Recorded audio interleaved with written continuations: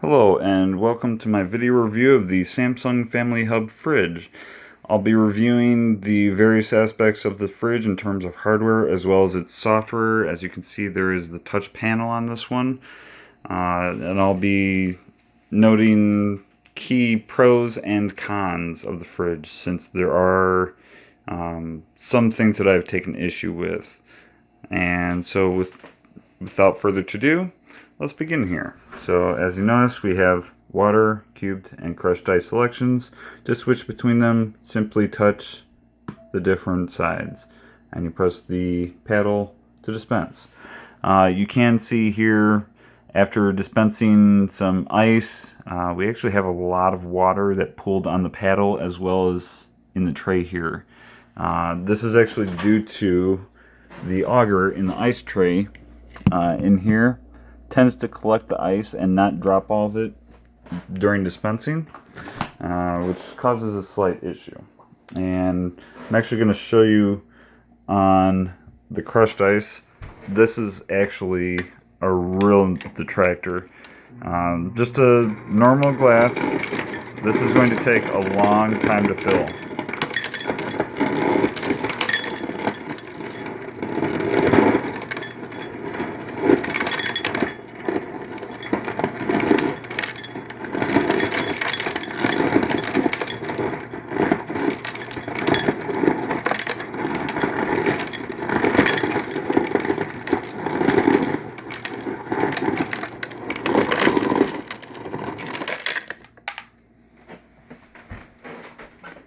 And as you can see, it's not really crushed. I mean, it's just basically like cubes broken in half.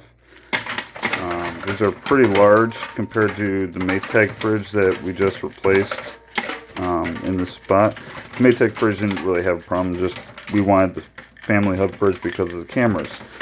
But these are very large cubes. We're not really that pleased with it, especially because the cubes, which we will do next, are almost the exact same size.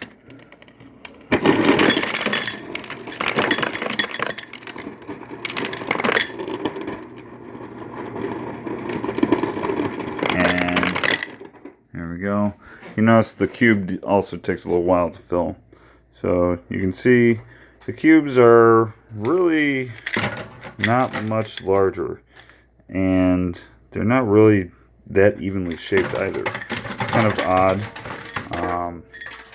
but you know, hey, ice is ice.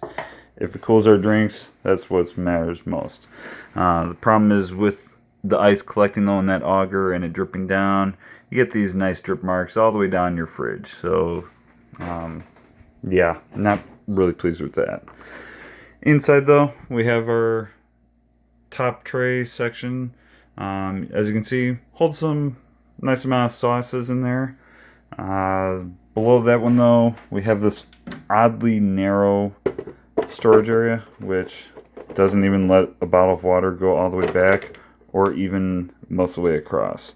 So because of that, I'm storing cheese sticks in there. The one below it on the left hand side, it does fit, but this is actually a shorter water bottle, and these will go all the way across, except for in back here where again we have too narrow of a space. So somebody just didn't really think that went all the way through. The Ice Master, which is the ice bucket, does come out. I'm just not going to pull it out because it's kind of a pain to push it back in and lock it in place. But you can see it's actually pretty narrow of an ice making bin. It does make a full bin of ice within, I believe it's 10 hours per the manufacturer. And then if we flip the hinge here on the door, we can see the 3 cameras that actually give us our view inside look. And then if we look over here, we actually have a tray that actually will retract to let you put in taller bottles in this location. I really wish though that they just made an open section, because I have more than just 3 tall bottles to put in there, which is why I'm using part of my door section for that. when we look at the section below that, we do have the two humidity controlled sections. One thing of note, I called Samsung support about this issue here where you can see the text is actually rubbed, so it's not really sharp printed. And I was given the runaround by Samsung support telling me that I had to contact Home Depot for a replacement of that part. Kind of silly since Home Depot is not the one making the part. So I get the feeling that they just don't want to replace it at all.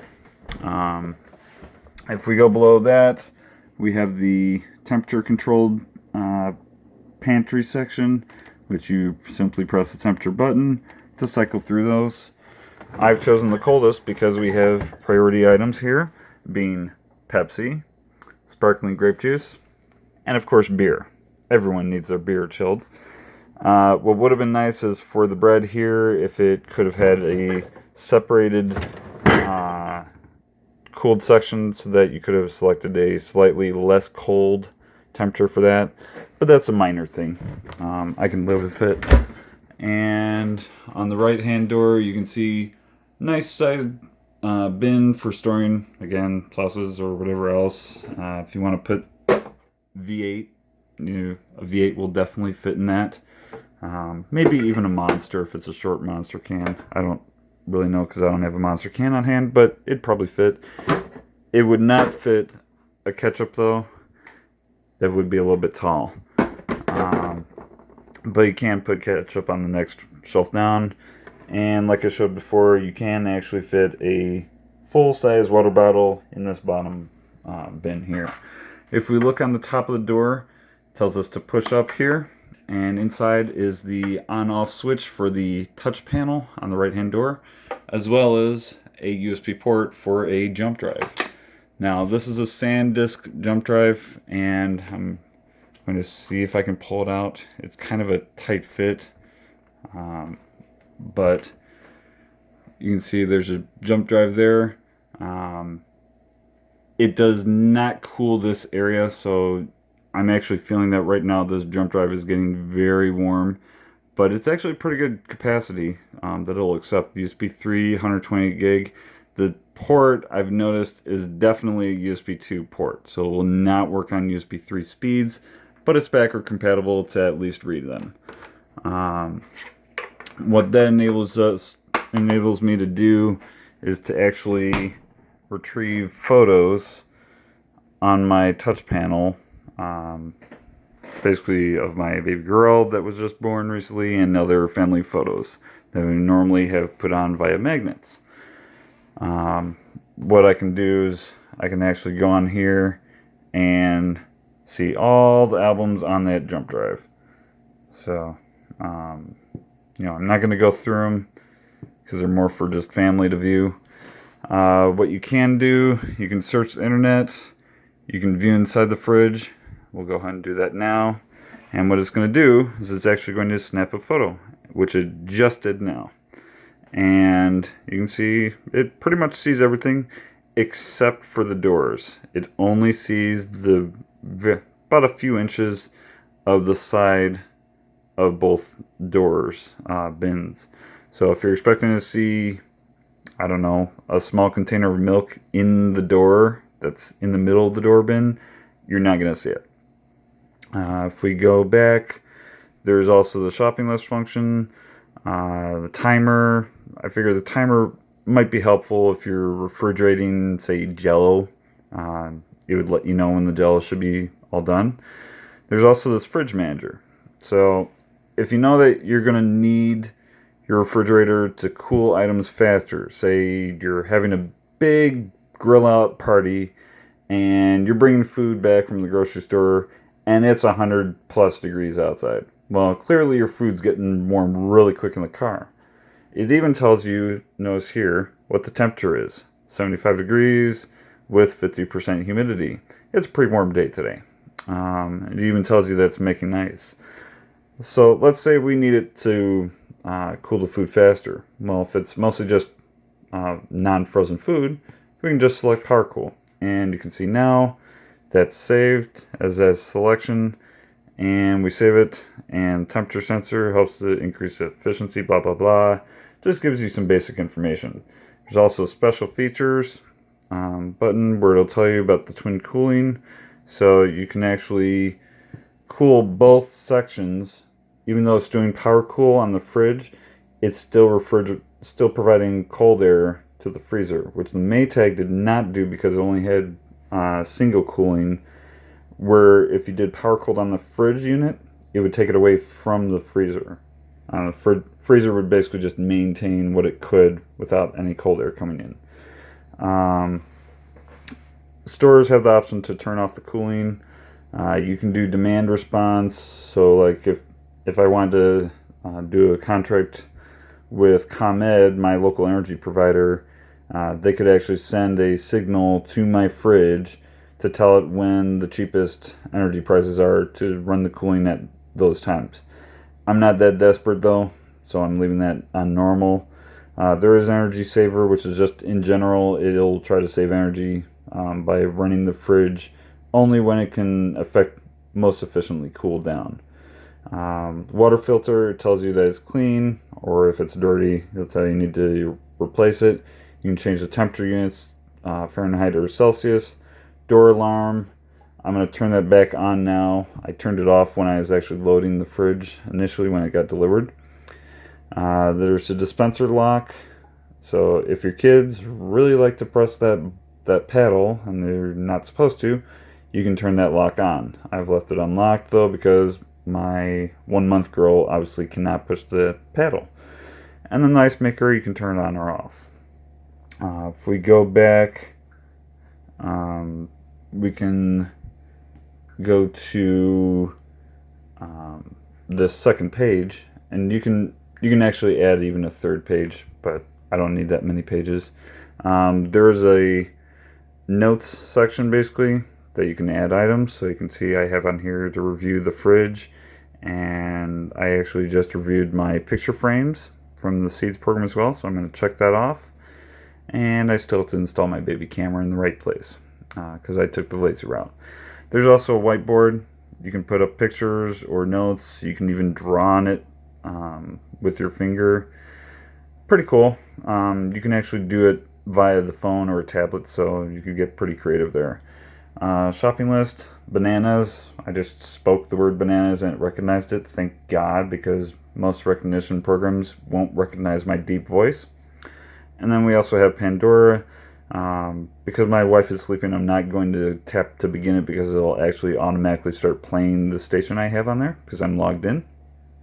But what I can do is I can show you how to do the voice control. So, hello Bixby. I need to add bananas to my... but I can't do that yet. Hello Bixby. And you can see sometimes it's a little sluggish on the recognition. Hello, Bixby. Sometimes it just forgets. So if it forgets to recognize your voice, you can do the information button here and then select voice. Add ice cream to shopping list. Okay, adding ice cream to shopping list. And you can see now it's added ice cream. And if we go to this home screen here, ice cream is added. So that's basically what you have on the fridge here. I have noticed the Photos app is kind of buggy, even though I added some items on here to display. It tends to forget them, so I'm gonna go ahead and add some on here. Hopefully I can show you what it'll actually look like. So we'll go to another one of the dogs. So once you've set them all in there, you can do the back button, and there we go. So this time it finally actually displayed it. For about the past day and a half, it wasn't showing the middle photo that my wife had selected. So minor overall. We don't always go to the fridge to look at pictures anyways. That's what picture frames are for, which is why I reviewed one. If you go and tap on the Recipes app, this will show you various featured recipes. Some of these were actually pretty cool. I went through the first day and actually selected a bunch of desserts to add because obviously everyone loves dessert. If you do back button on there, you're going to have different categories: soups, salad, sandwiches, health lunches, wrap up, reps and roll ups, burritos, uh, eggs, meat and seafood, breakfast drinks, pancakes, breakfast breads, breakfast casseroles, and main dishes, healthy dishes, main dish salads, blah blah blah blah blah, desserts, like I was mentioning before, party mixes, popcorn. I don't know why you need a recipe for popcorn unless it's caramel corn or something like that, but hey, it's all good. Snack chips, I just buy my own. Cookies, fruit desserts, which is okay if you have kids, I suppose, and chocolate desserts. Great one because the wife obviously loves dessert, especially when it's got chocolate in it. But I love the fruit type desserts, which is why I have rhubarb strawberry crunch. So I'm actually going to go into here because I want to make that. Although I'm not going to actually make it right now. I'm just going to show you how I would do it. So I would say, hello Bixby. And normally Bixby should respond, but since he's not, speak recipe. Recipe is already launched. And so if I tell it, speak step 1. I'd love to, but I can't do that yet. So sometimes Bixby gets confused. You can also go into here and you can see what you can do. See, you should be able to do read recipe, pause recipe, continue, go forward. So what we're going to do, hello Bixby. And Bixby is going to forget that we're actually talking to her. So again, we're going to go to the information button. Read recipe. Preheat oven to 375 degrees F 190 degrees C. Hello Bixby.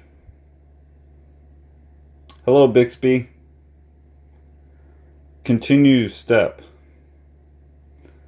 And you can see that Bixby has already gotten confused again, so that's why this fridge is actually not going to get as high of a review, just because they need to fix that.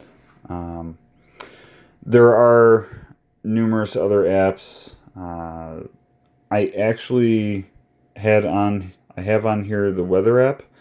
The issue I have with this one is that it only shows the city and that it's day and the temperature there by default.